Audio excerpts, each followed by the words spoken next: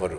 అమ్మాయిల పిచ్చే సంసోన్ని అందరికీ దూరం చేసింది, అంధుణ్ణి చేసింది, అడ్రస్ లేకుండా చేసింది, ఆత్మహత్య చేసుకునే విధంగా చేసింది. జాగ్రత్త.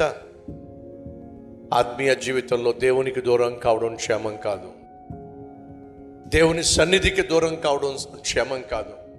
ఇలాంటి స్వచ్ఛమైన, సూటి అయిన, శ్రేష్టమైన వాక్యం ఎప్పటికప్పుడు నిన్ను పరిశుద్ధపరుస్తుంది కాబట్టి, సరిచేస్తుంది కాబట్టి, ఈ వాక్యానికి దూరం కావడం నీకు క్షేమం కాదు. అమ్మ నీకు చెప్పలేకపోవచ్చు, నాన్న నిన్ను గద్దించలేకపోవచ్చు, కానీ ఒక అన్నను దేవుడు నీకు ఇచ్చాడో ఎప్పటికప్పుడు వాక్యంతో నిన్ను సరిచేయడానికి.